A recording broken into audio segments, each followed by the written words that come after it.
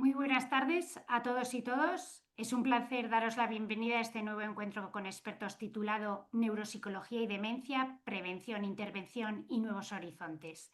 Mi nombre es Ainhoa Tallo y pertenezco al área de atención asociativa de la Confederación Española de Alzheimer y otras demencias, CEAFA. En primer lugar, quisiera agradecer vuestra asistencia y muy especialmente dar las gracias a doña Marta Balaguer Marmaña, quien hoy nos acompaña y a quien presentaré más adelante. Este encuentro con expertos forma parte de una serie de encuentros organizados por parte del Hub de Conocimiento de Alzheimer y otras demencias, una iniciativa promovida por CEAFA desde 2024 con el objetivo de impulsar la colaboración entre profesionales de referencia y generar conocimiento especializado en el acompañamiento a personas afectadas por demencia. Un acompañamiento que trasciende el ámbito sanitario y pone el foco en todas aquellas dimensiones que inciden directamente en la calidad de vida de las personas con demencias y su familia. Actualmente, el JUF está formado por reconocidos profesionales de las principales sociedades y colegios de ámbito nacional con implicación directa en los procesos de acompañamiento. Sociedad Española de Enfermería Neurológica, SEDENA, Asociación Española de Fisioterapeutas en Neurología, AEF-Neuro, el Consejo General de la Psicología de España, COP, el Consejo General de Colegios de Terapeutas Ocupacionales y el Consejo General de Trabajo Social. Informar que estos encuentros con expertos que desarrollamos durante este año 2025 están financiados con cargo a la subvención de interés general del Ministerio de Derechos Sociales, Consumo y Agenda 2030. Como en otros encuentros, el chat permanecerá abierto para que podáis formular las preguntas que consideréis. Estas serán respondidas por parte de la ponente al finalizar su exposición. En el encuentro de hoy se abordará el papel clave de la neuropsicología en el abordaje integral de las demencias. La ponente destacará su intervención tanto en la prevención, mediante el fortalecimiento de la reserva cognitiva y la promoción de la higiene cerebral, como en el diagnóstico precoz, esencial para mejorar el pronóstico. Además, se analizará cómo la aprobación de nuevos tratamientos farmacológicos marcará un antes y un después en la atención a estas patologías. Todo ello sin perder de vista un enfoque humano, recordando que más allá de los avances clínicos, el acompañamiento digno y empático sigue siendo el pilar fundamental del cuidado. A continuación, paso a presentar a la profesional que hoy nos acompaña, doña Marta Balaguer Marmaña. Es neuropsicóloga clínica y adjunta del Servicio de Neurología del Complejo Hospitalario Moisés Brogui, en Sant Joan d'Espí, Barcelona. Marta es además profesora médica asociada en la Universidad de Barcelona, presidenta de la sección de neuropsicología del Colegio Oficial de Psicología de Cataluña y presidenta de la Sociedad Catalana de Neuropsicología. Marta, cuando quieras puedes iniciar tu intervención. Muchísimas gracias primero a CEAFA por haberme invitado y bueno, gracias a todos los asistentes. Espero que sea de vuestro interés. Y bueno, sí que, ¿no? Tal y como, ¿no?, han comentado aquí en la presentación, voy a hablar de neuropsicología o el papel de la neuropsicología, pero también he querido ir un poquito más allá, ¿eh? No solo de la neuropsicología, sino también de la relación con otros ámbitos de la psicología. La verdad es que cuando me la estaba preparando la charla, era una charla compleja de preparar, ¿no? Sobre todo por el perfil de asistentes, ¿no? Que me habían comentado que había, ¿no? Que hay pues desde pacientes a profesionales del trabajo social, enfermería, psicología, neuropsicología, medicina. Y bueno, la verdad es que hacer una charla eh, comprensible para todo este público era complicado y bueno, espero haberlo conseguido, espero que sea de vuestro interés, que aprendáis, ¿no? Y sobre todo que adquiráis, ¿no?, conocimientos útiles para vuestro día a día, tengáis la profesión que tengáis o tengáis el papel que tengáis, ¿no?, dentro del diagnóstico de la demencia y el acompañamiento, ¿no?, a una persona con demencia. Voy a hablar sobre todo, gran parte de la charla será prevención, ya veréis que incluso con los nuevos tratamientos, ¿no? La prevención sigue siendo muy importante y de hecho es lo que más peso tiene, ¿no? Dentro de modificar, ¿no? el curso de una demencia. También hablaré un poquito de intervención, pero ya veréis que está muy ligado a todos los aspectos de prevención. Y también hablaremos un poco del futuro, ¿vale? Espero no ser muy descorazonadora con el futuro, a pesar de los nuevos tratamientos. Creo que hay muchas novedades muy interesantes y muy ilusionantes, pero bueno, también la realidad que tenemos es la que es. Pues sin más empiezo y insisto, ¿no? Esta charla también iba dirigida a un público súper amplio. Claro, empezar a definir lo que es una demencia, esto lo tenía claro, pero ¿qué definición, no? Coger de demencia y hay muchísimas, ¿no? Como ya veremos, hay múltiples tipos de demencia. Cada demencia también tiene su definición. Cada profesional que atiende a la demencia pues tiene sus propias definiciones y decidí escoger esta de la Organización Mundial de la Salud, publicada pues ahora durante este año 2025, porque creo que engloba un poco el concepto de demencia que tenemos, ¿no? En general, es un concepto muy general y yo creo que es la imagen, ¿no? que tenemos y me gustaría también intentar cambiar un poco este concepto. Entonces, ¿qué es una demencia? Pues según la Organización Mundial de la Salud, la demencia es un término que engloba varias enfermedades que afectan a la memoria, al pensamiento, la capacidad para realizar actividades de la vida cotidiana. Y añaden que esta enfermedad, o sea, que la enfermedad, la demencia, empeora con el tiempo y afectando principalmente a las personas de más edad, pero no todas las personas la contraerán conforme envejecen.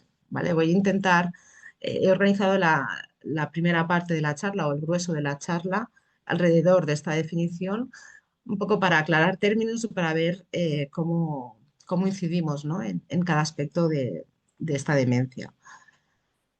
Para empezar, sí que es verdad que demencia, cuando hablamos de demencia, a todos nos viene a la cabeza la enfermedad de Alzheimer.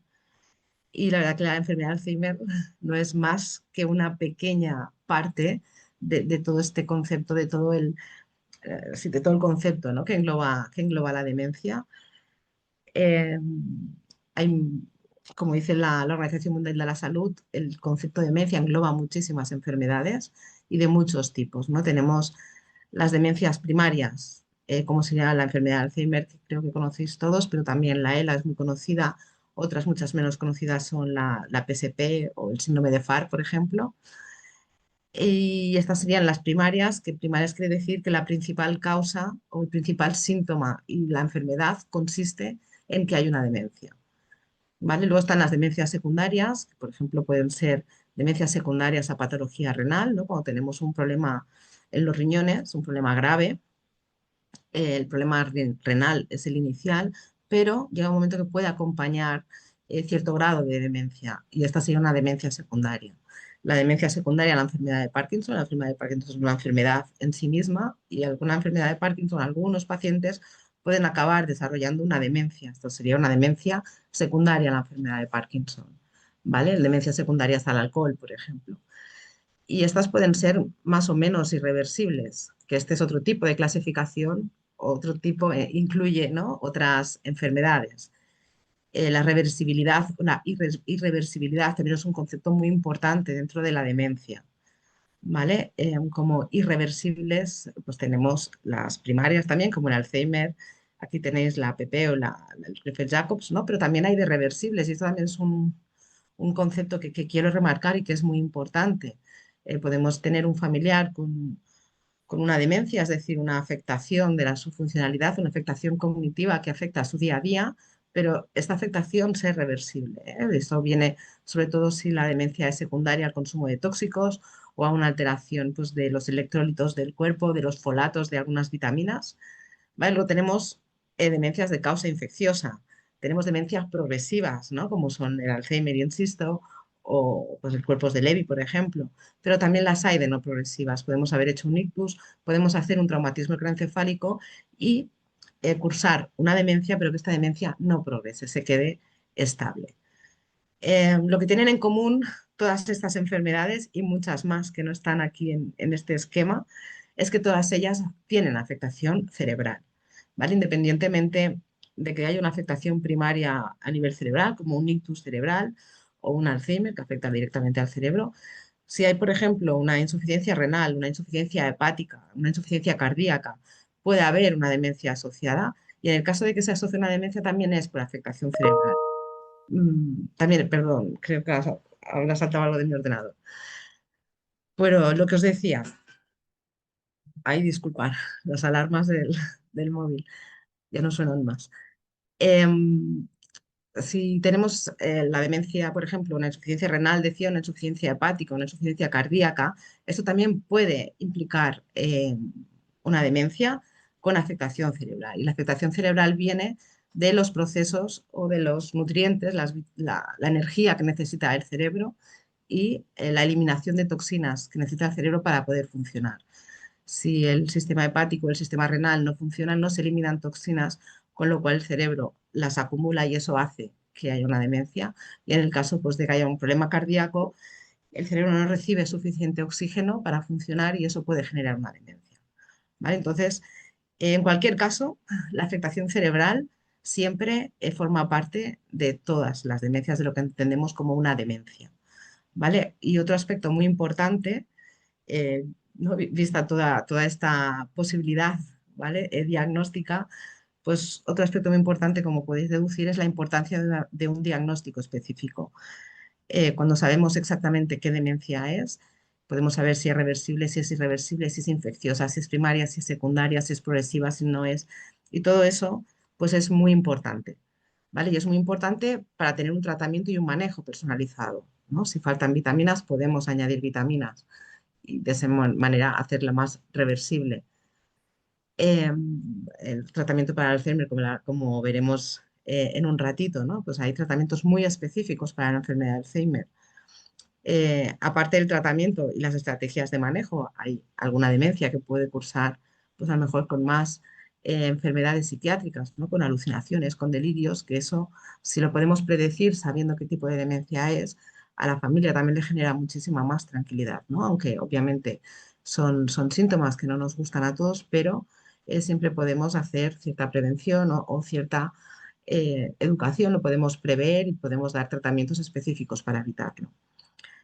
El diagnóstico específico también es importante para hacer un pronóstico y una planificación. Hay demencias que evolucionan de manera muy rápida, hay demencias que evolucionan mucho más lentamente, hay demencias que hemos dicho que no evolucionan y todo eso nos permite pues, planificar el futuro, ¿no?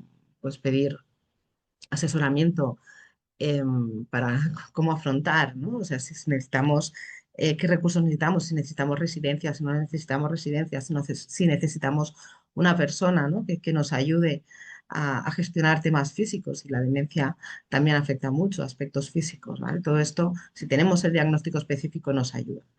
Y también nos permite excluir otras causas. Y esto es importante porque, insisto, ¿no? Hay también algunos trastornos psiquiátricos que pueden afectar al deterioro cognitivo y es importante poder diferenciarlos.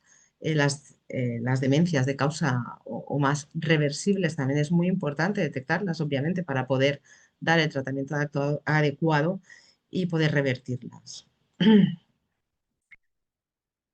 Mm, Y este diagnóstico específico, ¿cómo lo realizamos? Aquí es donde un poco entra inicialmente la evaluación neuropsicológica, ahora lo explico mejor. Al final, realizar el diagnóstico específico desde un punto de vista neuropsicológico también y médico, lo que llamamos es hacer un diagnóstico diferencial, ¿no? Tenemos unos síntomas y tenemos que asociarla a una enfermedad y descartar otras enfermedades, ¿vale? Y para el diagnóstico diferencial o el diagnóstico específico, lo que hacemos primero es una exploración clínica, que esto la suele hacer el médico, el neurólogo. También se hace una analítica convencional para descartar las causas que comentamos de estas posibles causas de deterioro reversible, ¿no? Como pueden ser ¿no? Pues lo que decíamos, los folatos, cobalaminas, las vitamina B12, también la patología tiroidea, etcétera, ¿vale? Y luego suele pedirse una exploración neuropsicológica o una evaluación neuropsicológica. Como os decía, aquí es donde entramos. Y ahora veremos en las siguientes diapositivas la importancia, ¿no? de la evaluación neuropsicológica, que al final lo que nos permite es describir los síntomas específicos y asociarlos a afectación de áreas cerebrales concretas, ¿eh? Y esto lo explicaré ahora en las próximas diapositivas. La neuropsicología, no sé qué experiencia tenéis con neuropsicología o con neuropsicólogos, Sí que supongo, ¿no? Que a nivel, cuando pensamos en un psicólogo, ¿no? Pensamos en una persona pues, que nos atiende, que nos ayuda a solucionar nuestros problemas emocionales, ¿no? Que nos puede dar, aconsejar, no sé si sería la palabra, pero sí que nos puede ayudar, ¿no? A gestionar el estrés. Y esa es la imagen del psicólogo que tenemos, ¿no? Pero en realidad la psicología, ¿no? Desde un punto de vista más estricto, ¿no? Más profesional, ¿no? Profesional desde el sentido nuestro, de los psicólogos. Lo que es la psicología es la ciencia que estudia la conducta de las personas. Y como conducta entendemos todo, entendemos cómo pensamos, cómo sentimos, qué hacemos, cómo lo hacemos. La conducta se da en escuelas, se da a nivel social, se da en casa, se da con la familia. Entonces, cada aspecto, ¿no? de la conducta la estudia un profesional específico de la psicología. Y la neuropsicología lo que hace es estudiar la conducta, o sea, cómo pensamos, cómo sentimos, cómo actuamos, y eso lo relaciona con el sistema nervioso central, ¿vale?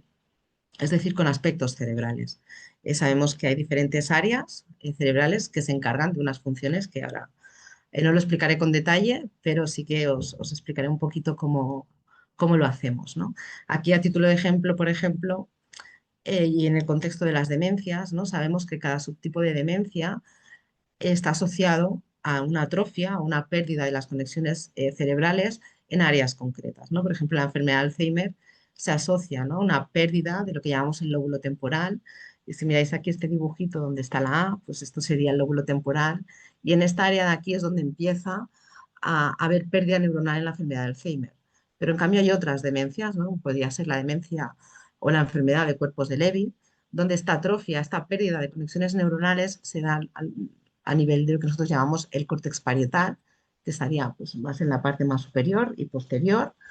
O otro ejemplo, de entre muchísimas que hay, la demencia semántica, que donde se da esta pérdida neuronal es sobre todo en la parte que llamamos en el lóbulo temporal anterior, ¿no? En la punta, aquí más o menos en esta área. ¿Vale? No voy a insistir mucho. Luego, si tenéis dudas, me preguntáis lo que queráis, ¿eh? Y una vez hemos hecho la evaluación neuropsicológica, o no una vez, sino también al final es todo paralelo, ya dependiendo de cada centro, también se hacen biomarcadores. Y los biomarcadores, ahora los veremos con más detalle también, lo que hacen es permitir una mayor precisión diagnóstica eh, añadida, ¿no? a la evaluación neuropsicológica. Con la evaluación neuropsicológica sí que realmente podemos afinar mucho y podemos orientar mucho a qué áreas están implicadas, pero al final es un correlato sobre todo neuroanatómico, ¿no? Sí, hay algunas enfermedades, algunas demencias que comparten correlatos neuroanatómicos, pues a veces es difícil, ¿no? Que con la exploración neuropsicológica hacer un diagnóstico tan preciso, ¿no? Entonces los biomarcadores pues ayudan a este diagnóstico preciso, ¿no? Y además también permiten identificar la patología subyacente, ¿vale? Con la neuropsicología, insisto, lo que hacemos es relacionar, ¿no? O sea, hay unos déficits de memoria en una memoria muy específica. Como esta memoria tan específica depende de esta área específica, podemos decir que los déficits de memoria están relacionados con esa área. Ahora, la causa de afectación de esa área, en principio con la neuropsicología no se sabe, eso se sabe pues, con las pruebas complementarias y con la historia clínica, ¿no? Y con los biomarcadores nos permite saber cuál es la patología subyacente, ¿no? Si hay alguna acumulación de proteína que nos orienta a una demencia, a una enfermedad neurodegenerativa primaria. ¿Vale? Algunos de los biomarcadores que tenemos, de los que disponemos actualmente, pues pueden ser biomarcadores, ¿no? que se asocian a neuroimagen o a medicina nuclear, ¿vale? Aquí tenéis una foto, ¿vale? Esta imagen en blanco y negro es de una resonancia magnética estructural, es clásico. Hace muchos años que se administran, igual que un TAC o que un escáner. Y aquí lo que vemos es esta atrofia, esta pérdida de neuronas, esta pérdida de masa cerebral, que lo podéis observar aquí, por ejemplo, en estos espacios negros, si comparáis esta parte con esta parte, pues aquí hay muchos más espacios negros. Todo esto es atrofia, es pérdida neuronal, ¿vale? Pero luego también en los últimos años se han incorporado otros biomarcadores de imagen muy relacionados con la medicina nuclear, ¿no? Y son marcadores de imagen, muchas veces ¿no? nos inyectan un trazador que se llama, este trazador se engancha, ¿no? a unas proteínas en concreto, dependiendo del trazador, se engancha a unas proteínas o a otras proteínas, y entonces permite, ¿no? Nos meten en la máquina con el trazador y es cuando nos hacen fotos y el trazador es lo que, eh, ¿no? El trazador enganchado a la proteína es lo que permite ver si hay mucha proteína o poca proteína, ¿no? Y hay diferentes trazadores para diferentes proteínas, ¿vale? No cubrimos, obviamente, todo el espectro de todas las demencias primarias, pero sí que, por ejemplo, el Alzheimer, existe, ¿no? Un PET tag que se llama, un PET amiloide, donde el trazador se engancha a la proteína amiloide, que es la que se acumula en el Alzheimer, y se puede ver si hay mucha amiloide o hay poca amiloide, ¿no? Por ejemplo, aquí sería un PET amiloide normal, aquí con un deterioro cognitivo leve y aquí con una enfermedad de Alzheimer, ¿no? Veis sobre todo estos aspectos más anaranjados, que es lo que indica menos afectación, ¿vale? Pues se van modificando en función de la progresión de la enfermedad. También hay otros, ¿no? Está el PET-tau, que la tau es otra proteína que también se afecta en algunas demencias. Está el scan, el DAT-scan, ¿no? El trazado se engancha a los transportadores de dopamina. Igual, eh, los transportadores de dopamina se relacionan mucho con la enfermedad de Parkinson. La dopamina es una sustancia química, ¿no? Que conecta, que permite la comunicación entre neuronas y esta comunicación, esta dopamina disminuye mucho en el Parkinson y es lo que provoca, ¿no? Los temblores. Entonces, pues también hay un TAT scan que permite valorar qué cantidad de dopamina hay en el cerebro, ¿no?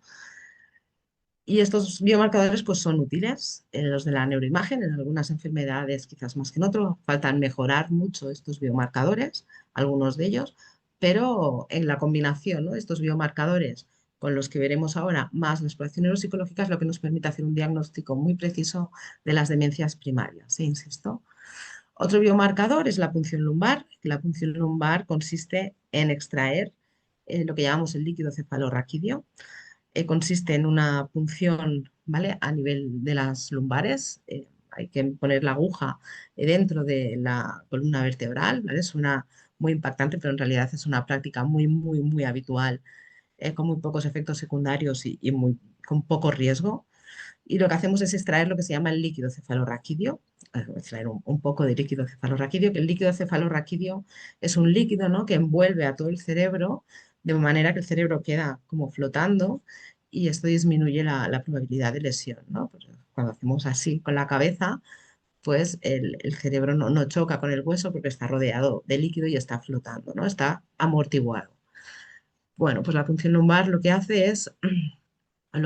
es eliminar, o sea, quitar un poco de líquido para poder analizarlo y es el biomarcador por excelencia actualmente, hoy en día, ahora mismo, para el que más se usa, ¿vale? Para diagnosticar un Alzheimer, porque la punción lumbar nos permite ver la cantidad de amiloide que hay acumulada en el cerebro y esta cantidad de amiloide, la amiloide es lo que se acumula en la enfermedad de Alzheimer. ¿Vale? Y lo vemos a través de este cociente de amiloide beta 4240, ¿vale? Y este es el índice que nos da la punción lumbar y a partir de cierto nivel hacia arriba o hacia abajo, pues nos indica si la persona padece Alzheimer o no padece Alzheimer. Insisto, tal y como dicen las guías de práctica clínica, esto tiene que ir acompañado de una exploración neuropsicológica compatible. Cuando no hay compatibilidad, eh, el diagnóstico no es seguro. No se puede hacer actualmente un diagnóstico exclusivo por punción lumbar.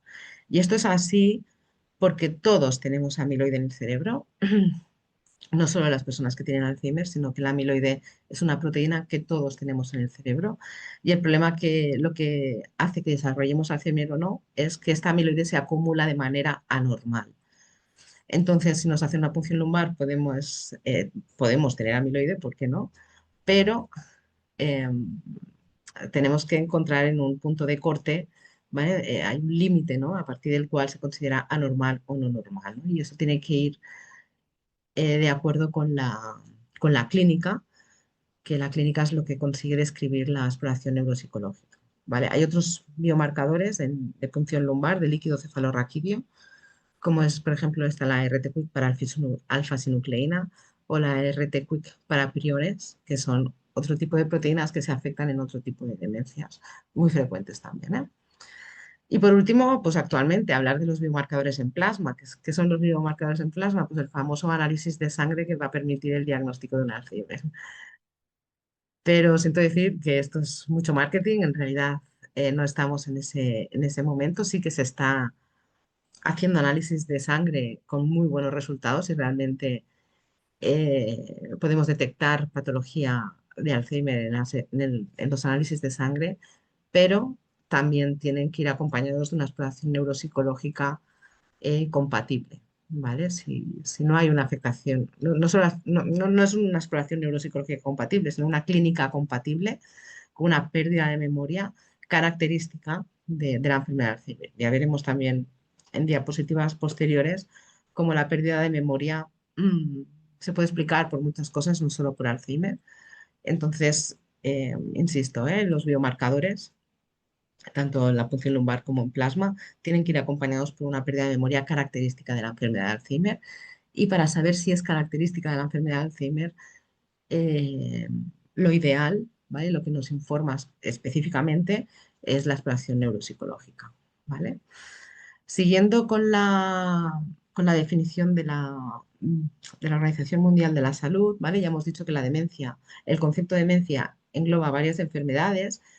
He hablado mucho del Alzheimer porque es la que todos conocemos, pero intento ir incorporando otros conceptos de otras enfermedades que también cursan con demencia, no es solo el Alzheimer es una de muchas. Y bueno, aparte de que engloba varias enfermedades, hemos dicho que la demencia afecta a la memoria y al pensamiento, ¿vale? ¿Y qué quiere decir que afecta a la memoria y al pensamiento? Pues eh, al final, muchas cosas nos afectan a la memoria y al pensamiento, no solo la demencia, no hay que asustarse. Aquí os he puesto pues, algunas quejas muy típicas, ¿no? de personas en relación a su memoria y en relación a su falta de razonamiento, dificultades en el razonamiento, ¿no? Por ejemplo, pues no recordar dónde hemos aparcado el coche, no estar seguro si hoy es el cumpleaños de un familiar. Nos cuesta también mucho con la edad, cuál era el nombre de aquel artista, ¿no? Dónde he guardado las llaves. También podemos notar otros síntomas, ¿no? Como que el padre, la madre o el marido, la mujer, ¿no? Pues no son los de siempre, están más introvertidos, están más apagados, están más tristones, están más irritables, están más contentos, ¿vale? También perder el hilo de las pastillas, saber si te has tomado las pastillas o no. Todo esto son quejas, ¿no? que recibimos en la consulta de neuropsicología y todos estos son quejas que son personas que se preocupan por si tienen una demencia, si están haciendo una enfermedad neurodegenerativa y no siempre es así. Estas quejas son súper normales, aunque algunas os parezcan graves, son muy normales y nos pueden pasar a cualquiera. Y no hace falta tener una enfermedad neurodegenerativa para, para poder tener esto, ¿no? ¿Quién no está irritable, ¿no? Cuando uno está, por ejemplo, con mucho trabajo o cuando uno está preocupado por algo, pues también podemos estar más irritables. Eso no quiere decir nada. La irritabilidad es una respuesta normal a lo que nos rodea, ¿no? A aspectos negativos que nos rodean, ¿no? O estar apagado, estar triste, pues no estamos siempre contentos, ¿no? Hay momentos en que estamos más tristones, etcétera, ¿vale? Con lo cual, también quiero dejar, ¿no? Claro que aunque afecte a la memoria, al pensamiento es muy importante pensar que la normalidad también permite errores, ¿vale? Desde la demencia, y yo también insistiré en esta charla, ¿no? Es muy importante la detección precoz. Y le damos muchísima importancia. Y la verdad es que sí, que todo lo que hemos evolucionado o avanzado en el conocimiento del Alzheimer ha sido gracias a detectarlo cada vez antes. Pero claro, la detección precoz al final también pasa por preocuparse por cosas que son normales, ¿eh? Entonces también tengamos claro que la normalidad también permite errores y que no tenemos que recordar el 100% de las cosas siempre, ¿no? Otra cosa que nos puede afectar a la memoria, perdón, es la edad y la edad natural, la edad normal sin un envejecimiento patológico, ¿no? Los cambios hormonales en la menopausia, por ejemplo, pueden afectar a la memoria.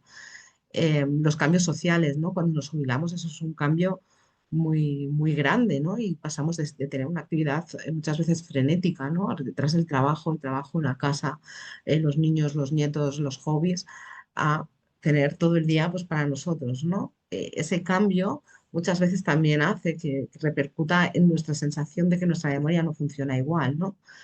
y al mismo tiempo recibimos menos estimulación, ¿no? Y contra más mayores nos hacemos, quizá menos estimulación tendemos, a veces, ¿no? En algunas personas menos estimulación tendemos a recibir, pues o por limitaciones físicas, ¿no? Nos cuesta más andar, con lo cual damos menos paseo, salimos menos de casa, todo es más rutinario, etcétera.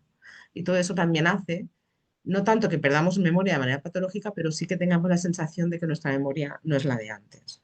Los trastornos del estado de ánimo también afectan a la memoria, el estrés, y también puede ser otra enfermedad, no hace falta que sea una demencia, ¿no? Y al final la última causa o una de las causas es las enfermedades neurodegenerativas, ¿no? Y para hacer este diagnóstico diferencial, ¿no? Para hacer este diagnóstico preciso, diferenciar la normalidad de la edad ¿no? de cambios hormonales, de trastornos del estado de ánimo o de una demencia neurológica, ¿no? De una enfermedad neurológica, pues es importante la exploración neuropsicológica y la neuropsicología. Que como ya he comentado antes, la neuropsicología estudia la conducta, es decir, cómo sentimos, cómo pensamos. O sea, no es qué sentimos, qué pensamos, sino cómo nuestro cerebro siente, cómo nuestro cerebro piensa, cómo nuestro cerebro nos dice qué hay que hacer y pues eso lo relacionamos con diferentes partes del sistema nervioso, ¿no? Y es para eso, los neuropsicólogos lo que hacemos son pruebas, normalmente son de lápiz y papel, ¿no? Son ejercicios tipo aprenderse 15 palabras, hacer un dibujo, que ahora veremos algunos ahora, en breve, ¿vale? Y evaluamos diferentes funciones cognitivas, ¿no? Que las funciones cognitivas son diferentes funciones intelectuales, ¿vale? De pensamiento que nos permiten conocer el mundo, ¿no? Pues tenemos la memoria, tenemos el lenguaje, cómo percibimos, ¿no? A nivel, por ejemplo, auditivo, a nivel visual, la capacidad de planificar, ¿no? Si tengo que ir a, a un médico nuevo, ¿no? Y tengo que coger el metro y tengo que coger 3 o 4 líneas de metro, 3 o 4 autobuses, planificar el trayecto. Para eso necesitamos el cerebro y eso lo medimos con la neuropsicología, lo que llamamos conducta social o empatía, ¿no? El saber que hay unas reglas sociales que tenemos que cumplir, saber, por ejemplo, que en un entierro no podemos reír o que en una fiesta de cumpleaños tampoco deberíamos de llorar, ¿no? Llorar de tristeza, me refiero y también la gestión emocional. Todo eso es lo que medimos los neuropsicólogos, todo eso los neuropsicólogos lo conocemos muy bien, cómo funciona la memoria, cómo funciona el lenguaje y también sabemos muy bien qué estructuras del cerebro, sobre todo, están implicadas en cada una de estas funciones. Y mirando cómo funciona la memoria, cómo funciona el lenguaje, haciendo las exploraciones adecuadas, los ejercicios adecuados, los neuropsicólogos podemos inferir a qué área cerebral en qué área cerebral está viendo el problema, ¿no? Y a título de ejemplo, muy sencillito y muy, ¿no? Muy básico, ¿eh? Y muy burdo a lo mejor, muy general, pero un poco para que os hagáis una idea, pues por ejemplo, aquí es una prueba que pedimos mucho, no solo los neuropsicólogos, aquí también creo que todos, ¿no? Medicina, los médicos de familia, ¿no? O la atención primaria, enfermería también hace mucho esta prueba. Es una prueba de screening para las demencias y pedimos que nos dibujen un reloj, ¿vale? Fijaros este reloj que tiene números pues del 1 básicamente al 6, el 7, 8, 9, 10, 11, 12 están todos aquí uno encima del otro y este paciente tenía una atrofia, lo que llamamos atrofia cortical posterior. Esta atrofia cortical posterior lo que tiene es una afectación occipital. Fijaros aquí donde está la cruz, en estas áreas, que estas áreas son las áreas visuales, ¿no? Por aquí es lo que nos permite ver. Y cuando hay una lesión en estas áreas, pues a veces lo que vemos es lo que llamamos heminegligencia espacial, que es lo que estamos viendo aquí, que solo percibimos la mitad de un hemicampo, ¿eh? Luego, otro reloj, por ejemplo, que ya veréis muy diferente, es este reloj, ¿vale? Que empieza bien, pero luego sale de la esfera. Fijaros que no termina en el 12, sino que continúa, ¿no? Pues hasta que se le termina el papel, por decirlo de alguna manera. Este es otro paciente, en este caso tiene una parálisis supranuclear progresiva, que es otro tipo de demencia primaria, y esta demencia pues tiene una afectación frontal, ¿vale? Sobre todo en el lóbulo frontal, donde está esta X, que es lo que está por encima de los ojos, y este lóbulo es el que nos permite lo que decíamos, pues planificar, adaptarnos al medio, ¿vale? Así como el occipital es el que percibe, el frontal es el que ejecuta, ¿no? Y así es como trabajamos los neuropsicólogos, vamos haciendo pruebas, sabemos qué necesita, qué funciones necesita cada prueba para ser ejecutada y qué partes del cerebro em, la realizan, ¿no? Uy, voy muy lenta. Añadiendo, ¿no? más cosas a la exploración neuropsicológica, ¿qué otras cosas hacemos?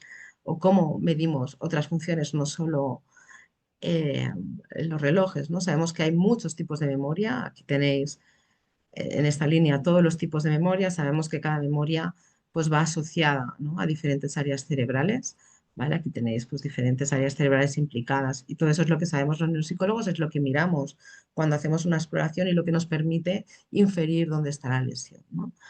A título de ejemplo, ¿no?, pues tenemos otra demencia, la demencia semántica, ¿no?, que tiene una afectación en esta parte del cerebro, ¿vale? Y sabemos que esta parte del cerebro sí que se encarga del lenguaje, pero también sabemos que la demencia semántica va acompañada de más o menos afectación en función de qué proteína tenga alterada, ¿no? Y en función de, de esta variabilidad, pues veremos más o menos síntomas, aparte de los trastornos del lenguaje, ¿no? Podemos ver prosopagnosia, que es la incapacidad de reconocer caras, un aumento de la religiosidad, a veces son personas que se vuelven muchísimo más religiosas o personas que no habían sido religiosas de repente se vuelven religiosas. Puede haber desinhibición conductual, es decir, que no sigan las normas sociales, que cojan el coche y quieran correr a velocidades excesivas cuando nunca lo han hecho, tendencia a robar en tiendas, por ejemplo, ¿eh? Aquí os había puesto también otros, a ver, voy un poco más rápido que voy tarde, voy mal de tiempo, creo, ¿eh? Aquí tenéis, por ejemplo, este dibujo, lo hacemos mucho, lo tiene que copiar lo hacemos para que el paciente lo copie y copiando este dibujo también vemos diferentes alteraciones, ¿no? Por ejemplo, este sería alteración de una posible taupatía, una demencia frontal, ¿vale? Que se llama síndrome córtico basal y aquí lo que vemos es una desestructuración, vemos que percibe los elementos aislados, ¿no? Vemos que aquí hay una cruz, aquí está la otra cruz, entre ellas no tiene relación espacial. Aquí tenemos los tres puntitos, estos de aquí, que no van con la redondita. Esto a nosotros nos está indicando una simultagnosia, ¿vale? Que es otro síntoma y sabemos que depende, en este caso, del córtex parietal, ¿vale? Y luego finalmente, pues tenemos por ejemplo aquí la demencia por cuerpos de Levy, que también es incapaz de copiar este dibujo. Eso también se asocia al córtex parietal. No sería tanto una simultagnosia, porque sí que consigue ver el conjunto, lo único que no consigue acabarlo de ejecutar y esto nos orientaría a otro tipo de demencia. Y esto es lo que hacemos en neuropsicología. Ay, perdón. Hacemos este tipo de ejercicios para poder inferir qué área cerebral está alterada. La finalidad, insisto, es describir el funcionamiento cognitivo. También lo podemos graduar, qué grado de afectación cognitiva hay y asociar este funcionamiento cognitivo a alteraciones cerebrales, ¿vale? A lesiones de áreas específicas. Eh, es imprescindible en el diagnóstico diferencial de las demencias, como he intentado explicar hasta ahora, pero también en su seguimiento, ¿vale? Y no solo de demencias, ¿no? Por ejemplo, en otras enfermedades neurológicas, en la epilepsia también es muy importante la neuropsicología, saber localizar, ¿no?, los daños secundarios al foco, etcétera, ¿vale? Volviendo otra vez a la definición de la Organización Mundial de la Salud, el proceso demencial o el tercer concepto, ¿no?, de esta definición es que empeora con el tiempo, ¿vale? Y esto es importante. En este caso le he dado un poco la vuelta porque sí que la demencia empeora con el tiempo, pero esta progresión en los últimos años ha ido, digamos, hacia atrás. No nos estamos fijando en cómo va progresando ¿no?, desde que tenemos el déficit hacia, ¿no?, hacia el final, sino desde que tiene el déficit hacia el principio, ¿no? Y vemos que cuando nosotros vemos el déficit cognitivo, cuando nosotros observamos la pérdida de memoria, la enfermedad subyacente, en este caso la enfermedad de Alzheimer, ya está avanzando, ya hay cambios a nivel cerebral de esta enfermedad, ¿no? Y este concepto que se inició en la enfermedad de Alzheimer, ¿no?, de ver que en el momento en que aparecen los síntomas que son visibles, la enfermedad ya hace tiempo que está evolucionando, ¿vale? Entonces, se han creado, ¿no?, pues en la etapa de demencia. La demencia es cuando la persona ya es dependiente, ya necesita a otra persona que lo ayude, pues asumiendo, ¿no?, que la demencia empieza muchos años, perdón, que la enfermedad neurodegenerativa empieza muchos años antes. Se definió primero la etapa de deterioro cognitivo leve, que aquí hay déficits objetivos, pero que no impiden que la persona viva sola o viva de manera autónoma. Y no solo nos hemos quedado aquí en la enfermedad de Alzheimer, sino que vamos más allá, ¿no?, en la etapa prodrómica y preclínica, ¿no? En la etapa prodrómica hay leves cambios, ¿no?, psicológicos, conductuales, que pueden ser más o menos perceptibles, pero no afectan para nada.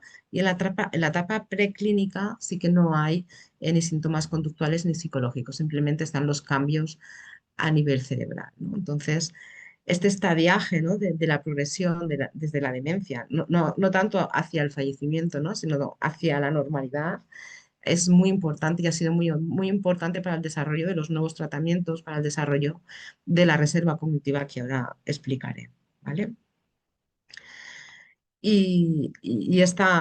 Este modelo, ¿no? Estos estadios del deterioro cognitivo no solo son del Alzheimer, sino que se han trasladado a muchísimas otras enfermedades, ¿no? Incluso a la enfermedad del Parkinson. Mucho antes de que empiece ya el temblor típico del Parkinson, hay otros síntomas.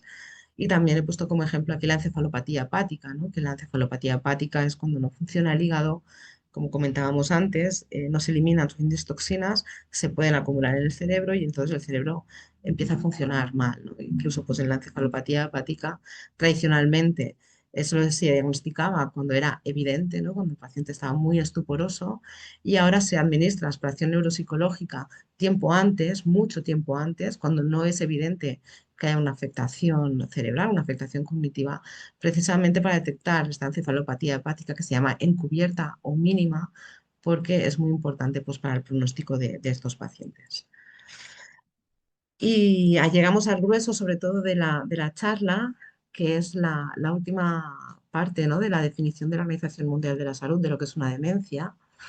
Y la Organización Mundial de la Salud que nos dice es que afecta a las personas de edad, pero también nos dice que no todas la padecerán, ¿no? Aquí os he puesto un ejemplo de prevalencia, ¿vale? Son muchos estudios, hay muchísimos datos de prevalencia y estos son uno de tantos, ¿eh? No es ni el referente, ni el mejor, ni el peor, era orientativo. Y veis, ¿no? Que con la edad, los 65 hay hay porcentaje muy bajo, entre 65 y 70 de que padezcan demencia. A partir de los 85, pues ya llegamos entre el 25 y el 40%, ¿vale? Pero lo que es importante para mí de este gráfico no es tanto la cantidad de gente que puede padecer una demencia, sino la cantidad de gente que no la padece, ¿vale? Y vemos como a los 85 años, pues más de un 60% de personas no van a padecer una demencia, ¿vale?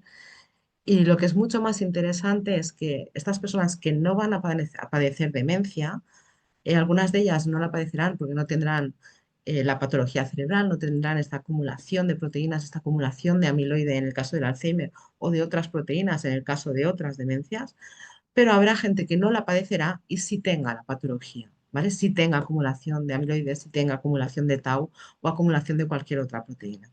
Y eso es lo que es muy importante. Y es muy importante porque esas personas con patología cerebral que no hacen una demencia, que no desencadenan una demencia, son como nuestro referente, ¿no? Aquí tenéis este libro, ¿no? 678 monjas y un científico, que os lo recomiendo. Es un estudio que se hizo hace muchos años, pero que es el inicio de la reserva cognitiva, ¿no? Se encontraron con muchas monjas con una actividad intelectual muy elevada y muchas de ellas al fallecer se les hizo autopsia y se encontró que tenían patología de Alzheimer, ¿no? O sea que en vida tendrían que haber padecido Alzheimer, la demencia por Alzheimer, pero no la padecieron. Al contrario, tenían una actividad muy importante, una actividad intelectual, ¿no? Y de aquí sale el concepto de reserva cognitiva, que al final no es otro que la capacidad del cerebro para resistir y compensar los efectos del envejecimiento o de enfermedades, ¿vale? Es muy importante tener en cuenta que se construye a lo largo de toda la vida, ¿no? La construimos a través de experiencias, de hacer actividades estimulantes, etcétera. No se construye solo al final, aunque también la podemos construir solo al final, ¿eh? Pero es importante tener en mente que no hace falta tener 60, 65, 80, sino que ya la podemos ir construyendo desde los 20 o los 30, ¿eh? Es un mecanismo que explica cómo mantener capacidades cognitivas durante más tiempo. Se basa en la gestión de las redes cerebrales y sí que se ha observado, ¿no? Que personas con mayor reserva cognitiva muestran un menor riesgo de deterioro cognitivo y también de padecer una demencia, ¿no? Y además una mejor calidad de vida. Y en relación a la reserva cognitiva, aquí tenéis, bueno, está en inglés, yo os lo traduzco, ¿eh? Sí que después de muchísimos años de estudiar reserva cognitiva, se ha creado, ¿no? Esta lista de los 15 factores más importantes, los 15 factores modificables más importantes que nos previenen o que nos condicionan una demencia, ¿vale? Si los modificáramos todos, podríamos modificar el 45% de casos de demencia, o sea que es importante, ¿eh? Y dentro de estos factores está, por ejemplo, pues, o aquí sería más que, aquí están hablando más de factores de riesgo, ¿no? No tanto de factor protector, está puesto en negativo, ¿no? Pero si tenemos poco nivel educativo, si tenemos pocos estudios, y pocos estudios es pues no haber ido, no haber hecho educación primaria, por ejemplo, hay más probabilidad de hacer una demencia luego en la vejez, ¿vale? Luego aquí a mitad de la vida, ¿no? Pues aparecen los que ya conocemos, el alcohol, la hipertensión, la diabetes, depresión, todos estos factores ya conocidos que también si los modificamos nos puede proteger de una demencia. Pero también, y son los que quiero resaltar, ¿vale? Los que aparecen en la última etapa de la vida, como es el aislamiento social, la contaminación, que también es un factor de riesgo que se ha visto muy recientemente. También comentaré un poco sobre la pérdida de audición y la pérdida de visión, no tanto en relación a ellos, sino en que hacen ambientes empobrecidos o ambientes menos enriquecidos. Y luego también quiero hablar de dos aspectos que también son muy recientes, que yo creo que son súper ricos a nivel humano y que son súper importantes y bueno, todavía tienen mucha evidencia a favor, aunque bueno, se está trabajando en ellos, todavía son muy generales, que son el tener un propósito de vida y también quiero hablar un poquito de los perfiles psicológicos, ¿no? El aislamiento social incrementa el riesgo de demencia entre un 26 y un 62%, ¿no? Y como aislamiento social quiere decir vivir solo y tener menos contacto social, o sea, o tener poco contacto social, que sería menos de una vez al mes, y no participar en actividades sociales, es decir, que participemos en actividades sociales menos de una vez a la semana. Esto puede incrementar el riesgo de padecer demencia, ¿vale? Y esto, en comparación, por ejemplo, con la soledad, hay mucha gente mayor, ¿no? Que tiene sentimientos de soledad. La soledad es un sentimiento subjetivo eh, y esto no tiene tanto peso en el desarrollo posterior de una demencia como realmente la soledad objetiva, ¿no? De vivir solo, de no tener contacto social o de no participar en actividades sociales, ¿no? Se ha visto que además el aislamiento social implica una reducción del volumen cerebral, se asocia incluso a alteraciones mucho más biológicas, ¿no? Como alteraciones genéticas o moleculares, e incluso en modelos animales se ha visto como el aislamiento social eh, lo que provoca es una acumulación de estas placas amiloides, una acumulación anormal de la proteína amiloide, que es la causa del Alzheimer, ¿no? O sea que hay que tomárselo muy en serio lo del aislamiento social. Aquí tenéis unas imágenes cerebrales, ¿no? Que muestran las áreas cerebrales que pierden este volumen debido al aislamiento social y son o sea, muy superpuestas a las que se afectan en la enfermedad de Alzheimer, ¿no? ¿Cómo podemos intervenir sobre el aislamiento social?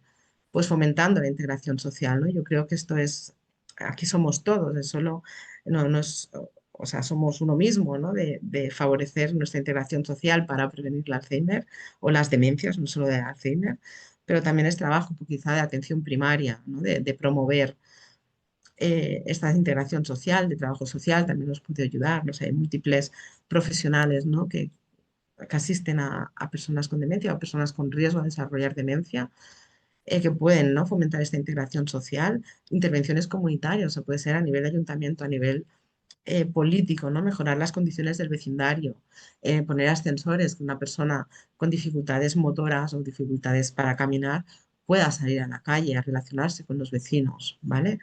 Y promover la participación social, ¿no? Hacer asociaciones, centros, ¿no? Donde realmente pues compartir pues eso, compartir vivencias y estar acompañados socialmente, ¿no? En personas con demencia también es importante evitar el aislamiento social desde un punto de vista psicológico, ¿no? Los psicólogos pueden hacer un entrenamiento específico en habilidades sociales, esto también les va a mejorar incluso la capacidad de socialización, les va a mejorar también el estado de ánimo y pueden hacerse también actividades personalizadas con personas con demencia, ¿no? Desde programas de música intergeneracional, combinando música con compañeros, actividad física adaptada, actividad, la quinoterapia o terapia con caballos. Y también es muy importante el apoyo a cuidadores y familiares, ¿no? Al final, el que cuida a una persona con demencia también tiene una cierta tendencia al aislamiento, ¿no? Tiene poco tiempo de relacionarse y es muy importante, ¿no? Hacer programas de psicoeducación, redes de apoyo, etcétera, que los pueda mantener conectados socialmente, ¿no? Otro aspecto también muy novedoso que se ha explicado mucho en los últimos años es la contaminación.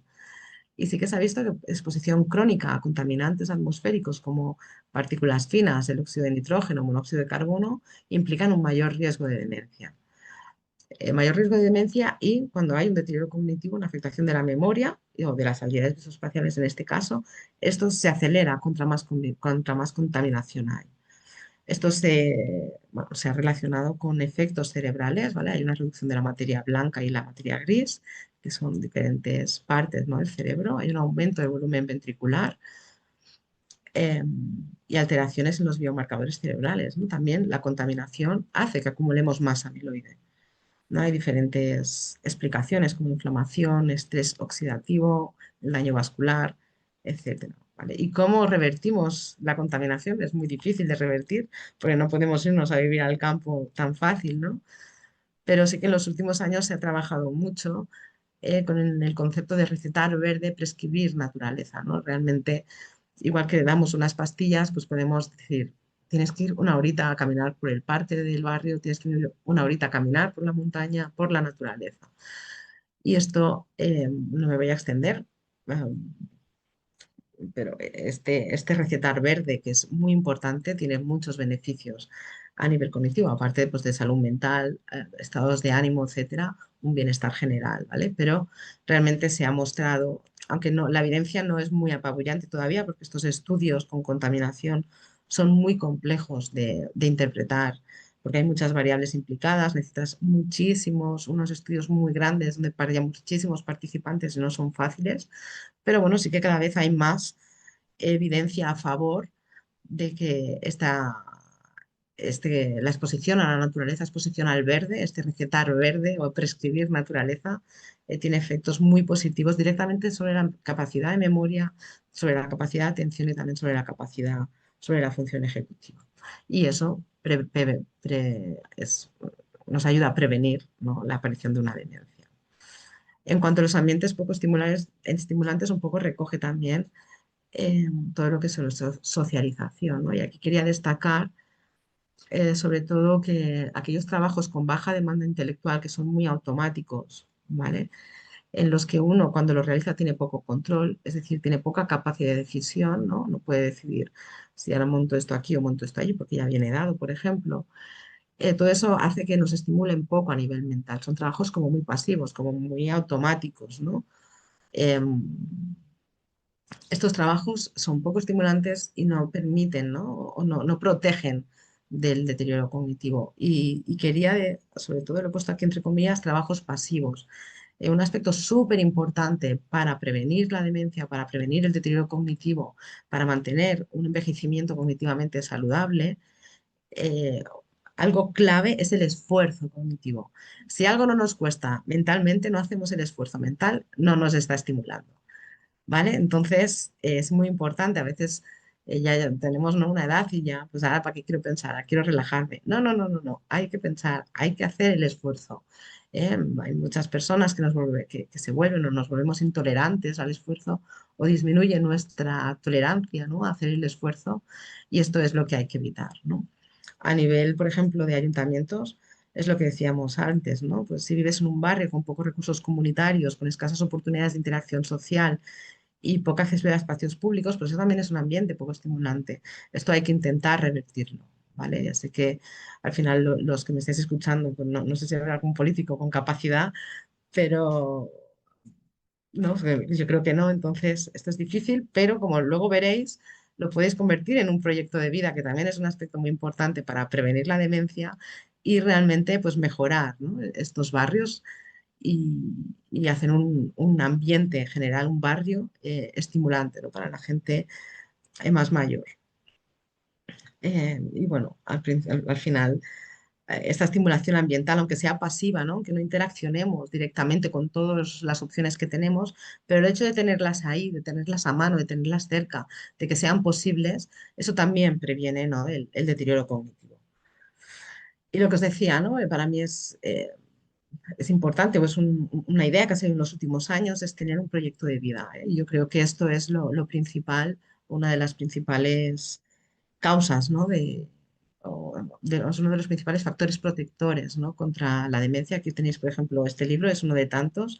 El concepto Ikigai es un concepto que viene de Japón, ¿no? De los japoneses, y se refiere al proyecto de vida, ¿no? El Ikigai es ese proyecto, es aquello a lo que te dedicas en cuerpo y alma, que te apasiona y que estarías todo el día haciéndolo, ¿no? Pues tener un proyecto de vida que puede ser cualquier cosa, desde algo sencillito como cuidar un huerto, a algo mucho más complejo como modificar nuestro barrio para que tenga un ambiente enriquecedor, ¿eh?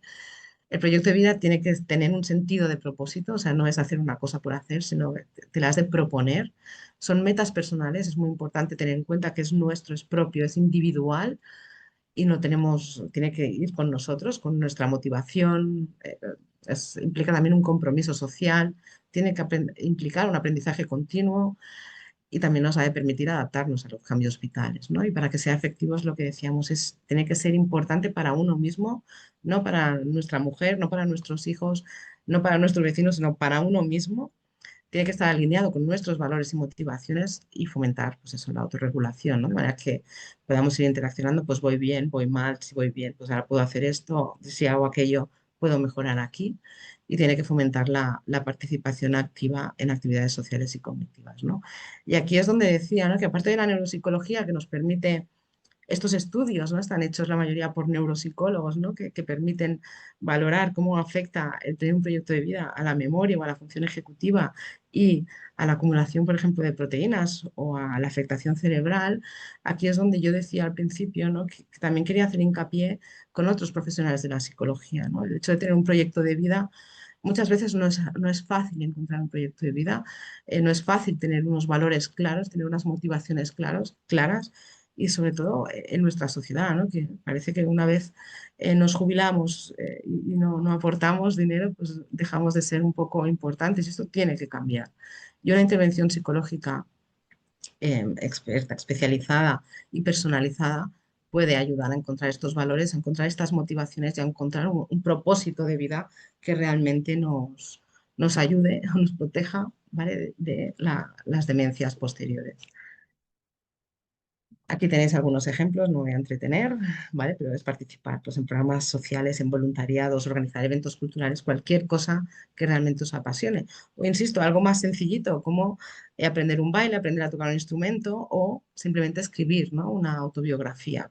Cualquier actividad que realmente nos motive mucho, pues puede ser un proyecto de vida, ¿no? Y luego también quería subrayar, ¿no? Algunas variables psicológicas que se han descrito justo en este artículo en el 2025. Hay unas variables psicológicas que son más positivas, más negativas. Pasó aquí.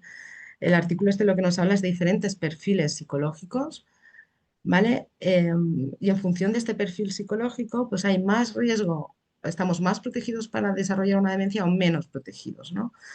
Por ejemplo, básicamente y resumiendo, hay unas características más positivas, ¿no? Que sería la extraversión, por ejemplo, la apertura a experiencias, tener un propósito de vida, el ser consciente, ¿no? De lo que uno siente, lo que uno piensa, lo que uno quiere. Entonces, esos son factores protectores. Luego hay otros factores que se han considerado siempre más de riesgo, como es la preocupación excesiva, la rumiación, el preocuparte por el que va a pasar, el preocuparte por muchas cosas.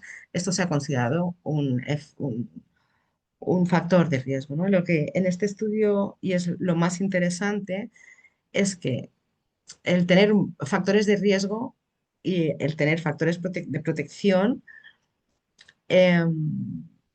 no tienen tanto efecto en desarrollar una demencia o no desarrollarla como perdón, o sea, cuando hay más dificultades, o sea, cuando hay más problemas, cuando tenemos más riesgo de desarrollar una demencia, es cuando las características que nos protegen, como el tener propósito de vida, esta capacidad, ¿no? La extraversión, apertura a experiencias, esto lo tenemos bajo y tenemos alto, eh, perdón, cuando esto está bajo. Si esto está bajo, tenemos más probabilidad de desarrollar una demencia, ¿vale? Que cuando esto lo tenemos alto o cuando tenemos altos los factores de riesgo, ¿vale? Lo importante es que estos factores, este perfil psicológico de apertura, de extraversión, de tener un propósito de vida, lo tengamos alto, ¿vale? Y insisto, esto es importante, sobre todo para las intervenciones para diseñar intervenciones como preventivas y muy, muy personalizadas, ¿no? Desde un punto de vista psicológico, insisto, y esto es más un aspecto psicológico y no tan neuropsicológico. Esto los neuropsicólogos no estamos formados específicamente para hacer esto, pero las terapias estas psicológicas de tercera generación, como la ACT, la aceptación y compromiso, o otras terapias, ¿no? más cognitivo-conductuales para ansiedad y la depresión, pueden modificar estos perfiles psicológicos y hacer que disminuya el riesgo de demencia, ¿no? Y esto es muy interesante y sigue ligando con esta idea que os decía, que a pesar de que la neuropsicología es muy importante en todo el campo de la demencia, ¿no? Sobre todo en el diagnóstico diferencial y en el seguimiento, a la hora de prevenir es importante tener otros profesionales de la psicología con otras habilidades o expertos, especialistas en otras habilidades que no son las neuropsicológicas, que también puedan facilitar o que también puedan intervenir durante todo el proceso, ¿no? Como resumen, ¿vale? Hemos tratado de estos factores modificables, el aislamiento social, la contaminación, ambientes enriquecidos, tener sobre todo un propósito de vida y estos perfiles psicológicos, ¿vale? Y cómo afectan esto, ¿no? a la demencia. El cerebro, la función del cerebro es adaptarse al medio, cambiándonos a nosotros, cambiando el medio, y es hacer que el cerebro funcione, o sea, es adaptarse al medio constantemente, que es la manera de prevenir, ¿no? una demencia, y para esto pues hay que evitar rutinas, insisto, hay que hacer un esfuerzo cognitivo y sobre todo hay que estar motivado. La motivación viene de uno, no de lo que nos dicen los demás. ¿Vale?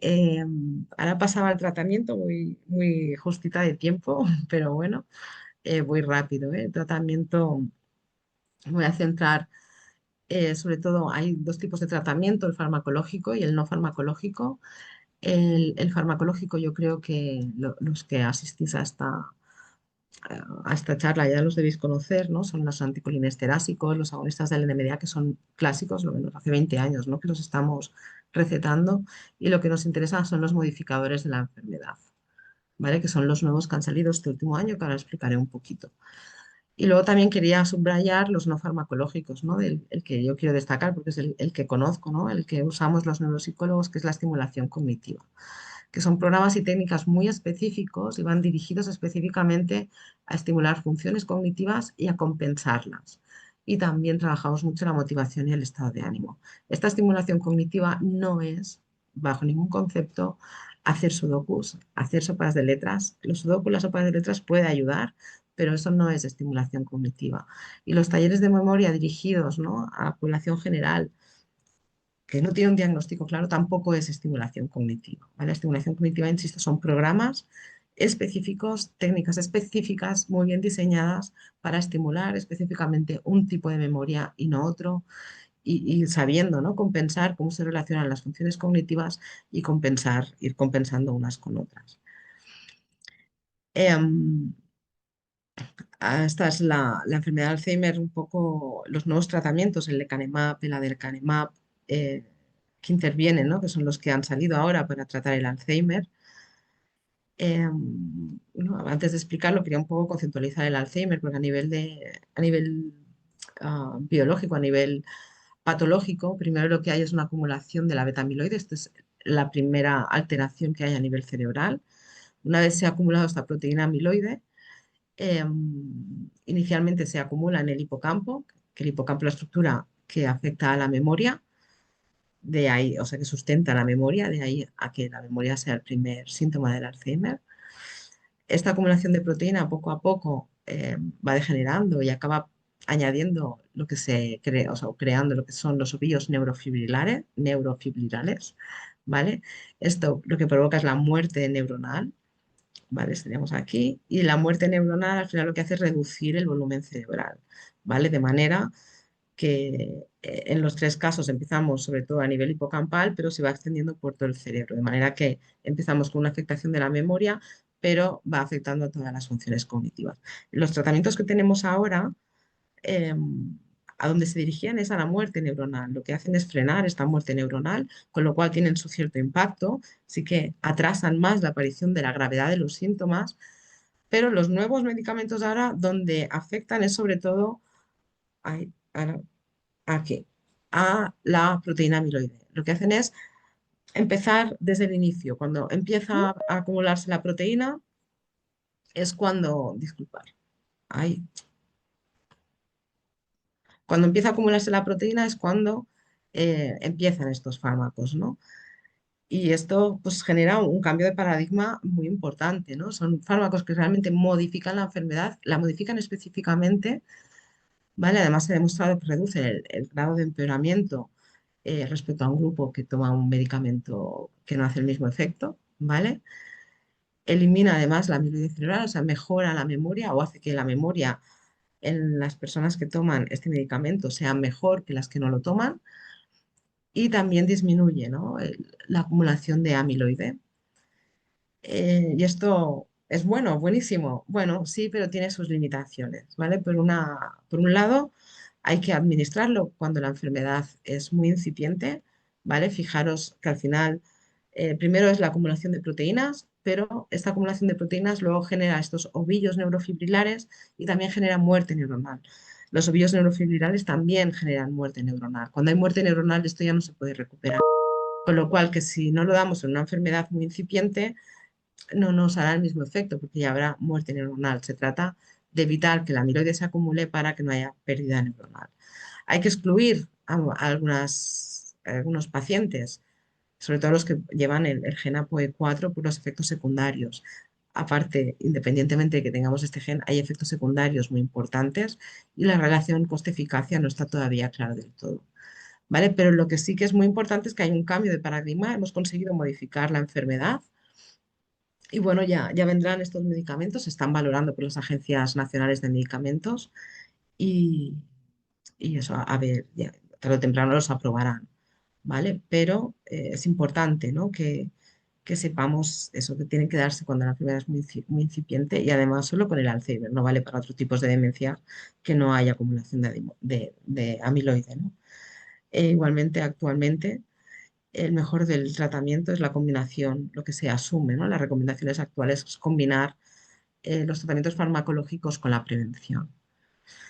Vale, y como futuras direcciones, y ya acabo casi, yo quería subrayar, ¿no? La detección precoz, seguir el modelo de Alzheimer. No hace falta que dependamos ya de otros cuando vayamos al médico, sino de irnos fijando en síntomas, ¿no? Mucho más iniciales, consultar al neurólogo o al médico, ¿no? Cuando tengamos alguna duda. Aquí os he puesto algunos ejemplos, ¿no? Como neuropsicóloga, aunque la memoria, ¿no? El Alzheimer es la más frecuente y la memoria el déficit cognitivo más importante, también debemos de fijarnos y debemos de dar importancia a otras alteraciones de procesamiento, ¿no? De la información, por ejemplo, en el lenguaje. Aquí se ha puesto una imagen, ¿no? De una resonancia. Esta parte de aquí más oscura, ahí hay afectación ya neuronal y esta es la parte, ¿no? Del cerebro que se encarga del lenguaje. Cuando esto perdemos neuronas a este nivel, nos cuesta hablar, nos cuesta encontrar palabras, nos cuesta construir frases, nos cuesta comprender a los otros. Y también tenemos que fijarnos, no solo la memoria, no solo no acordarme, sino también muchos aspectos del lenguaje en los que deberíamos de fijarnos, ¿no? La memoria remota. Hay otro tipo de demencias, aquí os he puesto la imagen, en esta parte de aquí, insisto que se ve más oscuro si comparamos este lado con este. Eso, ahí está la memoria que llamamos semántica, que es la memoria remota, es la memoria de cuando éramos muy pequeños, muy pequeños, muy pequeños. Pues hay un tipo de demencia que lo que hace es olvidar primero esa memoria, manteniendo la memoria más reciente, justo al contrario que la enfermedad de Alzheimer. Y luego otros aspectos muy importantes pues son los cambios de carácter, como falta sobre todo es el cambio, no es tanto que una persona siempre ha sido poco empática y lo sigue siendo, no, es una persona que ha sido muy empática y ahora de repente no lo es, una persona que ha sido muy activa y ahora es muy apática, ¿no? El cambio de los hábitos, una persona que comía pues más o menos normal y ahora empieza a ingerir mucha cantidad de comida o mucho dulce o hace compras compulsivas cuando nunca lo había hecho, ¿vale? Sobre todo detectar esta disfunción ejecutiva cuando hay dificultades para planificar, para organizar, cierta rigidez mental, aunque todo eso, pues un poco el envejecimiento lo conlleva, ¿eh? Pero sí que estar atentos a cuando hay un cambio, ¿no? En estos aspectos, no solo en la memoria, ¿vale? Porque al final detectar no solo el Alzheimer, sino otro tipo de demencias, también actualmente adquiere mucha más importancia, más, ¿no? Cuando parece ¿no? Que el Alzheimer está como muy encaminado, ¿no? Y aunque obviamente no está curado ni mucho menos, pero sí que vamos mejorándolo mucho, ¿eh? La importancia de la detección precoz, pues los nuevos tratamientos, insisto, están indicados en casos muy incipientes y la detección precoz en la enfermedad de Alzheimer, cada vez más precoz, no precoz, sino cada vez más precoz, ha sido clave, ¿no? En el desarrollo de biomarcadores y tratamientos. Y bueno, si eso lo copiamos, ¿no? O lo hacemos, ¿no? Para otro tipo de demencias, pues también podemos conseguir desarrollar otros biomarcadores específicos y tratamientos específicos para el resto de demencias, ¿no? Otro aspecto importante de la detección precoz son las quejas, ahora estamos a nivel de quejas cognitivas subjetivas, ¿vale? Lo que estamos explorando ya no es un déficit de memoria que me incapacita, sino una sensación de que pierdo memoria, ¿no? Y estas quejas adquieren cada vez un valor más importante y lo que es muy importante, no se detectan con las pruebas de screening habitual, ¿vale? Un Minimental no nos va a detectar una queja cognitiva subjetiva, pero hay que hacerle seguimiento, ¿no? Por ejemplo, estos perfiles psicológicos, ¿no? Con poco nivel, ¿no? de protección, ¿no? Con poca capacidad de apertura, poca extraversión, con mucha rumiación, a estos se les puede hacer un seguimiento. No hace falta que sea neuropsicológico, ¿no? A lo mejor es por el médico de familia, por los psicólogos generales sanitarios que están incorporándose en los centros de atención primaria, se puede hacer un seguimiento y en el momento en que se sospeche algo más serio, pues enviar a especialistas de neuropsicología y neurología, ¿no? Y finalmente ya recordar eso, el Alzheimer sí que tiene este tratamiento, pero que la prevención, ¿vale? Todo lo que os he explicado de prevención vale para todas las enfermedades neurodegenerativas, que son muchas, y que todavía queda mucho, ¿no? por resolver de esas enfermedades. También me gustaría comentar la copatología. Hay muchas enfermedades que se presentan conjuntamente y esto es un reto muy importante para la neuropsicología y también que se están descubriendo nuevas enfermedades, ¿no? Contra más mayores nos hacemos, ¿no? Pues aparecen otras enfermedades como esta LATE, ¿no? La Limbic Predominant Age-Related TDP-43 Encephalopathy. Es otro tipo de demencia muy similar al Alzheimer, pero no se acumula amiloide, afecta a otra proteína que es la TDP-43, con lo cual los nuevos medicamentos no la van a solucionar, pero aquí está, ¿no? Y afecta principalmente a gente mayor de 80 años, ¿no? Con lo cual, a medida que vayamos incrementando la la esperanza de vida, pues pueden aparecer otras enfermedades, ¿no? Y sí que es cierto que la prevención, todos los aspectos que os he explicado de prevención, ¿no? El aislamiento social, el proyecto de vida, estos perfiles psicológicos, el hacer ejercicio, el mantenerse activo en la naturaleza, todo eso protege de todas, ¿no? Las demencias, no solo del Alzheimer, ¿no? Y bueno, como conclusión, lo que os comentaba, la importancia de la prevención y la detección precoz, sobre todo reclamar, ¿no? La necesidad de profesionales específicos, los neuropsicólogos, para detectar, primero hacer una detección muy incipiente, lo más incipiente posible, lo más precisa posible, que eso solo se hace, ¿no? Con los test cognitivos especialmente diseñados para eso, y también el papel, ¿no? del psicólogo general sanitario, que se está incorporando en algunas comunidades autónomas a los centros de atención especializada, ¿no? Que pueda hacer seguimiento de estos factores de riesgo, que pueda ayudar, ¿no? a crear estos proyectos de vida, a mejorar los perfiles psicológicos, ¿no? que pueda también ayudar, ¿no? a eliminar el aislamiento social, pues también sería muy necesario para evitar, ¿no? para disminuir la incidencia de la demencia. ¿no? Y en resumen, parece lo último lo he dejado, o sea, lo peor lo he dejado para el final, y bueno, no quiero subrayar que se ha avanzado muchísimo. O sea, estamos ante medicamentos que están modificando realmente el Alzheimer, cuando hace 10, 15 años era absolutamente impensable. Y bueno, hemos avanzado muchísimo, es súper motivante, súper ilusionador, pero también nos queda mucho por avanzar, ¿no? Tenemos otras muchas enfermedades que hay que ir trabajando. Y muchísimas gracias, espero no haberme excedido mucho, bueno, me he excedido bastante.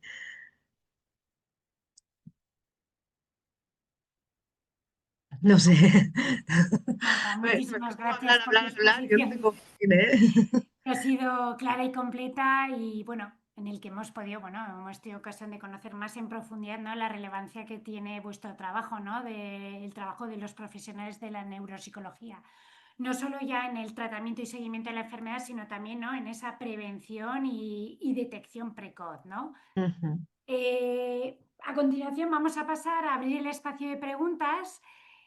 Durante tu intervención han llegado varias cuestiones a través del chat. Es cierto que vamos un poco Lo demorados siento. o retrasados en el tiempo, no pasa nada. Lo que voy a hacer es recoger un par de preguntas que te las voy a lanzar, pues bueno, que han suscitado interés para que puedas dar respuesta, ¿vale? Bueno, también decirte que además de estas preguntas también ha habido muchas felicitaciones por tu Gracias. exposición. Y bueno, tengo a dos personas que, por un lado, preguntan qué señales tempranas suelen observarse en una evaluación neuropsicológica que podrían pasar desapercibidas, ¿no?, para el entorno cercano. Y a su vez hay una compañera, Sandra, que pregunta cómo se afrontan, ¿no?, los factores de riesgo no modificables, que no son modificables, ¿no? Eh, con las enfermedades que aparecen en la midlife o en la mitad de vida o tal. Eso es lo que hice. Respecto a la primera, ¿no? De, que vemos en la exploración neuropsicológica que no se ve en casa, ¿no? Creo que ha sido, esa es la idea. No es tanto lo que se ve y lo que no se ve, que un poco también, pero es sobre todo a saber qué es lo que está fallando exactamente, ¿no? A nivel cerebral. Cuando nosotros en la vida, en el día a día, uno de los ejemplos que os ponía, ¿no? Ostras, ¿dónde he guardado las llaves? Este dónde he guardado las llaves puede ser por muchos motivos. Puede ser porque no hayamos prestado atención cuando las guardábamos. Puede ser porque realmente no tengamos memoria y nos hayamos olvidado. Puede ser por muchísimos motivos, ¿no? Cuando nos pasa en el día a día, hay muchas razones, ¿no? Lo que hacemos en la exploración neuropsicológica es monitorizar todas estas posibilidades, hacer una prueba para cada una de las posibilidades que puedan pasar y lo que nos permite saber es qué está fallando, ¿no? Pues sabemos, hay una, por ejemplo, aprenderse una lista de 15 palabras, ¿no? Pues puede parecer algo banal, pero en realidad vemos y se ve muy claramente cuando sabes observar cuándo es un problema de atención, cuándo realmente es un problema de aprendizaje, cuándo es un problema de almacenamiento, ¿no? Cuando nosotros aprendemos una información, por ejemplo, participan mucho en lo que es el hipocampo y lo que es el córtex frontal, ¿no? Así, por ser algo más específico, ¿no? Participa el hipocampo y el córtex frontal, ¿no? El saber diferenciar qué es la parte de aprendizaje que nos aporta el hipocampo y cuál es la parte de aprendizaje que nos aporta el córtex frontal nos va a permitir diferenciar un Alzheimer de algo que no lo es, ¿no? Porque el Alzheimer solo tiene lo que falla es la aportación del hipocampo. Y entonces es hacer estas pruebas, hacerlas, ya están diseñadas específicamente para que el cerebro, que no podemos decirle al cerebro, ahora solo utiliza la memoria, ahora solo utiliza el lenguaje, ¿no? El cerebro funciona como un todo, ¿no? Entonces diseñamos pruebas específicamente para que el cerebro use menos la memoria o use menos el lenguaje o use menos la atención y así comparando todas las pruebas ver dónde está el fallo o dónde, sí, dónde está el fallo al final y nos explica sobre todo qué estructura es la que está afectada. Y la otra es que hay de que no los he explicado, ¿no? Me los he pasado por alto, los efectos de la media edad, pero no los he explicado porque están muy explicados a nivel social, ¿eh? Por ejemplo, pues dejar de fumar, que ya lo sabemos todos que no se puede fumar, hacer actividad física, ya sabemos todos que hay que hacer actividad física, la hipertensión, ya sabemos todos que hay que mantener la tensión, la diabetes, ¿no? El colesterol, ahora no recuerdo, pero creo que todos no los he explicado por eso, ¿eh? Porque a nivel social los tenemos todos Interiorizado. muy conocidos y ya sabemos lo Sí. que hay que hacer para arreglarlo, ¿no? Pero Otra cosa es que lo hagamos. otra cosa es que lo hagamos, exacto, ¿eh? Pero la teoría la tenemos, ahora nos faltaría Eso la es. práctica, que bueno, los psicólogos también, los neuropsicólogos sí que es verdad que tampoco es nuestra especialidad esta, pero los psicólogos generales sanitarios seguro que también nos pueden ayudar, ¿no? A coger nuevos hábitos pues mucho más Sí, saludables. sí. Marta, tengo muchas felicitaciones y muchas de Gracias. esas preguntas que yo creo que te daré traslado para poder dar Sí, contestación. Yo te voy a exacto. lanzar la última pregunta para Perfecto. finalizar el webinar y es que, bueno, has hablado de los nuevos medicamentos, ¿no? Mm. Y me gustaría saber qué implicaciones, ¿no?, tendrá en el área o en el de neuropsicología, ¿no? A nivel de intervención, la llegada de estos nuevos medicamentos que se supone, pues bueno, que van a modificar lo que es el curso de la enfermedad. Claro, yo creo, por un lado, veremos, ¿eh? porque, o sea, por un lado sí que la neuropsicología vamos a tener que hacer como, que ya lo estamos haciendo, ¿eh? Un gran esfuerzo para diagnosticar de manera muy incipiente, ¿no? Para que la persona pueda beneficiarse de ese tratamiento. Hemos dicho que actúa sobre el amiloide. En el momento en que hay ya muerte neuronal, no será tan eficaz este tratamiento porque la muerte neuronal es irreversible, ¿no? Entonces hay que actuar antes de que haya muerte neuronal, ¿no? Y, para eso y eso es un reto para la neuropsicología, tener pruebas y test suficientemente sensibles a, ¿no? a la pérdida de memoria y detectarla cuanto antes mejor. Y esto es un reto que ya lo estamos solucionando, pero eso yo creo que nos va a cambiar, ¿no? Luego también el hacer seguimiento, ¿no? Realmente, insisto, ¿no? Lo he dicho muy de pasada, porque tampoco quería que fuera una charla muy técnica, pero yo como neuropsicóloga y desde un punto de vista más técnico, a mí me preocupa, creo que es un reto enorme la copatología. Nosotros diagnosticamos Alzheimer porque es lo que podemos diagnosticar en vida con los biomarcadores y es la enfermedad que más se diagnostica, pero hay mucha copatología. Una persona, cuando se hace autopsias, ¿no? de la gente, se ve que tienen patología de Alzheimer, pero se ve que tienen muchas más proteínas acumuladas, ¿no? Entonces, desde la neuropsicología realmente permitir, ¿no? Hacer el seguimiento, dice, uy, este Alzheimer, ¿vale? Se está manteniendo memoria, pero es que ahora aparece otra afectación, esto puede ser otra demencia, ¿no? Y a nivel de tratamiento, pues veremos también en qué podemos ayudar, ¿no? Yo creo que lo que recomiendan ahora, ¿no? Que es la combinación de fármacos y estimulación cognitiva, seguirá siendo durante muchos años los tratamientos eh, por predilección, los dos, no solo uno, y obviamente la prevención, ¿no? Mejor, nada mejor que la prevención, claro. Desde luego, está claro que la prevención es Mm. fundamental. Y además es súper divertida. Esto de tener un proyecto de vida, ¿qué enfermedad te da mejor prevención que tener un proyecto de vida? Sí, sí. ¿No? O sea, disculpad, ¿eh? No quería ser frívola, pero bueno, un poco eso, ¿no? Que es muy motivante también. Sí, Es una sí. prevención agradable, no es tomar pastillas, no es hacer un ejercicio que nos deje exhaustos, ¿no? Ni gran esfuerzo, es algo motivador para todos. Desde luego, y que nos acompaña y que se acorde a nosotros, a lo que nosotros queremos, Exacto. efectivamente. Marta, con esta última pregunta, bueno, vamos a dar por finalizar el turno Ujú. de preguntas. Hemos llegado al final de este encuentro con expertos y, bueno, quisiera agradecerte a ti, Marta Balaguer, por No, haber gracias a compartido tu vosotros. conocimiento y experiencia y, sobre todo, también pues, a quienes habéis estado al otro lado escuchando pues, con atención y acompañando este espacio. Por último, sí que quiero informar de que bueno, lo que es la programación de los webinars que estamos realizando a lo largo de este año 2025 se reanudarán a partir del mes de septiembre, puesto que bueno, pues llega el verano y hay que disfrutar de él. Y como es habitual, compartiremos toda la información sobre próximos eventos y actividades a través de los canales habituales de CEAFA. Muchas gracias a todos y buenas tardes. Gracias a todos. Gracias, Marta. Gracias a vosotros.